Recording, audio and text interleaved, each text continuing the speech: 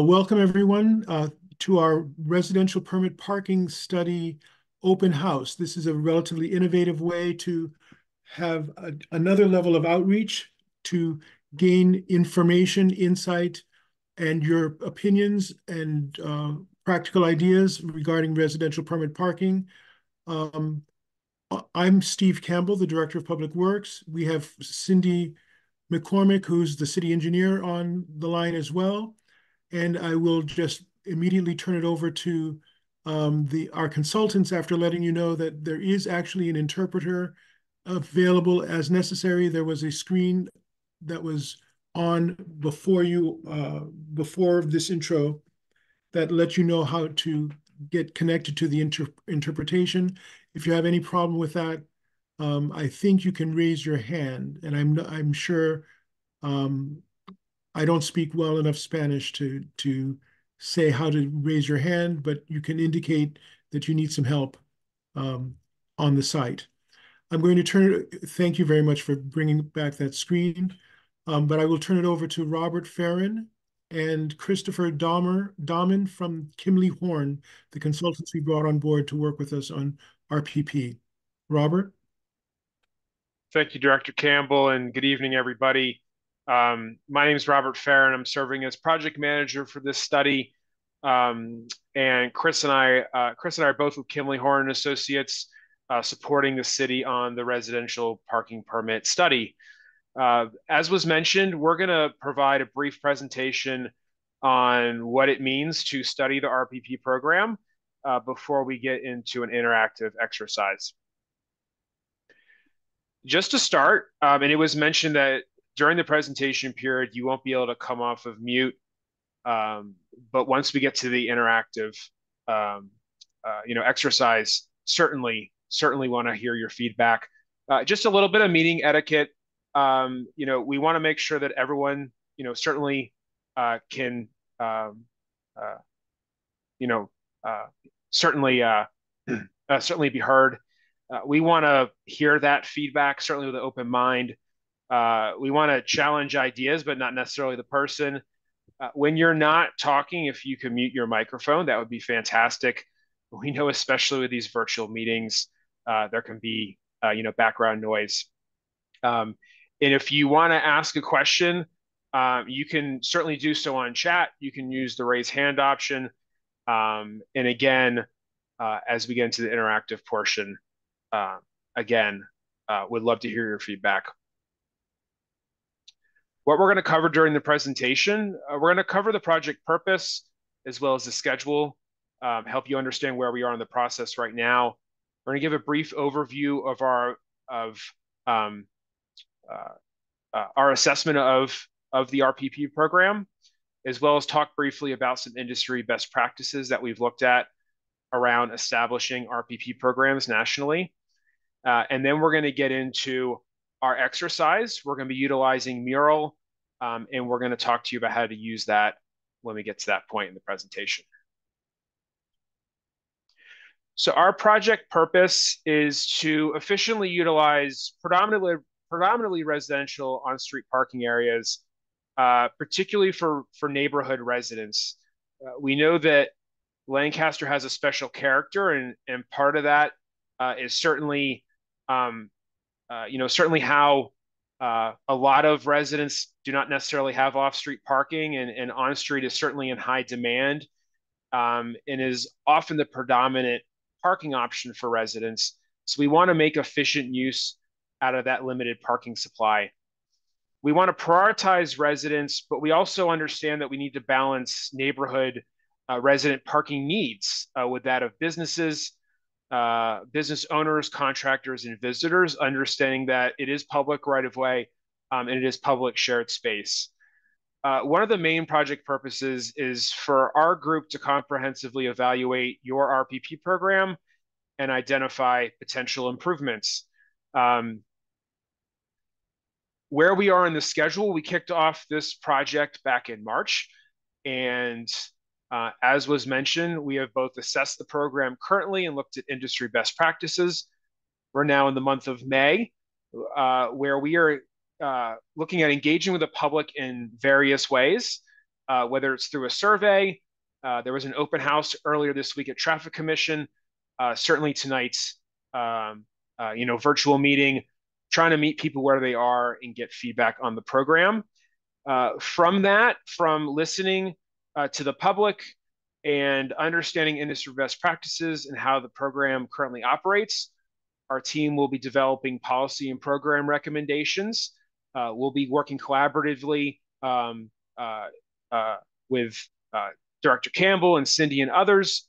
And then we'll be testing those recommendations with the public as we get into the later summer months.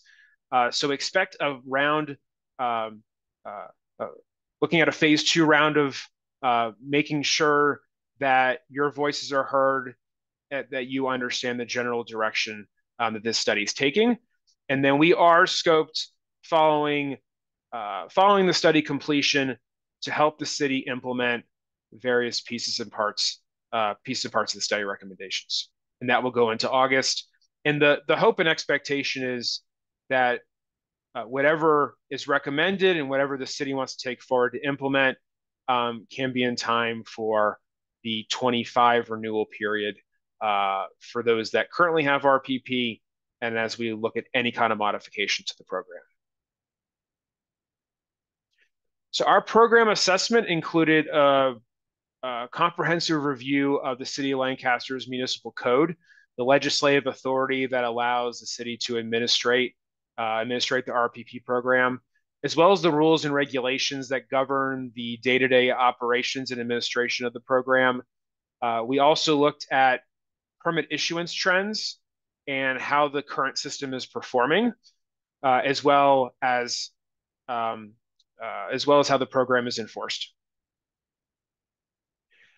From a permit issuance standpoint, we wanted to better understand the different types of permits that were issued by the city and how many of those applications came in, how many were approved, whether they were approved, and kind of the rates of approval. And we wanted to understand if there were differences in those approvals or denials based on the type of permit, and really just understand the volume of permits that are being issued, understanding that there's limited on-street space for parking. And so we tried to understand some of those trends, and certainly you see a table here where the vast majority of permits that are issued are daytime permits. They also have the highest approval rate. Our daytime, nighttime, and nighttime permits, for some reason, have lower approval rates. We certainly want to dig into that further. We also see there's quite a bit of visitor permits issued, 1,400 permits issued. So again, we wanted to understand the different types of permits and how folks interact with both the city and the parking authority to apply and obtain those permits. We wanted to look at how the program is performing, and the map you see here, just to orient you, the City of Lancaster boundaries here, the streets in red currently have RPP restrictions. And what you see, the different color-coded polygons are the districts in which those permits are eligible to be parked in. The polygons that are in green indicate districts where the system is issuing less than one permit per space, which could effectively mean that there is still capacity on the street for other non-permit holders to park there. Those that are in yellow is more of a one-to-one relationship, generally one permit issued for one legal parking space in those districts. And then the polygons in orange are those districts that are oversubscribed. There is more than one permit being issued for every legal parking space in that district. So we wanted to understand areas where there's an equilibrium, areas where issuing more permits and spaces can create its own set of challenges, and areas that are undersubscribed, and that there may be opportunities to share that parking or opportunities to relook at those permit restrictions on those streets in which there is less than one permit issued per legal parking space. And then we also looked at enforcement, and we've already receives comments through the survey and through the open house about all these different topic areas, including enforcement. And so we wanted to better understand how the program's enforced. The map you're seeing here, again, those streets in red are RPP designated streets. And we looked at citations that were issued over the course of 2023 for violations that were related to permit violations. So not a street sweeping violation, not a violation for double parking or parking the wrong way on a street, but violations of those permit, whether it's daytime or nighttime permit restrictions. And there several hot spots were identified. What we do see here is there are hot spots around the entire city, but it helps us to better understand at more of a micro level how the program's operating. By identifying these hot spots, we can start to zone into these areas and identify, do restrictions need to change? Does signage need to change? Does there need to be additional education so that more parkers can come into compliance with the rules? We don't necessarily want to see this many tickets being issued. We want folks to understand the rules, understand the signage, and generally be in compliance with the rules. So this is another way for us to look at overall assessing the program. Alongside the program assessment, we looked at industry best practices from several cities: Albany, New York, Austin, Texas, as well as Hoboken, New Jersey. And we picked these three cities because they either had characteristics of Lancaster. This is a street view that could very well be Lancaster. It's actually Albany, New York.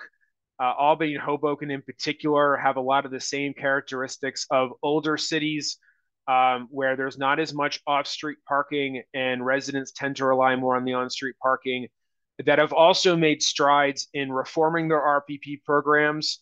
And then Austin, Texas is one of the bellwethers in the nation for dramatically changing their RPP program and taking more of a performance-based, data-first approach to establishing, modifying, as well as removing RPP streets. So we looked at various elements of those programs.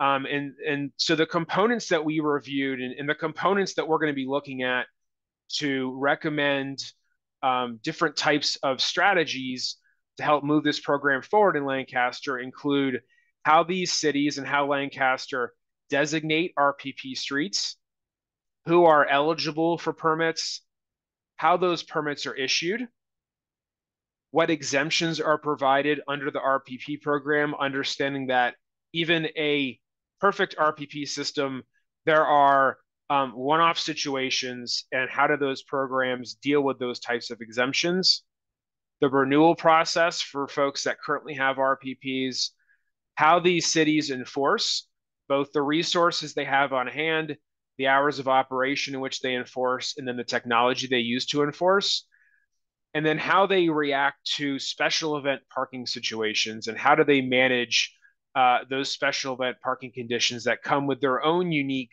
parking demands.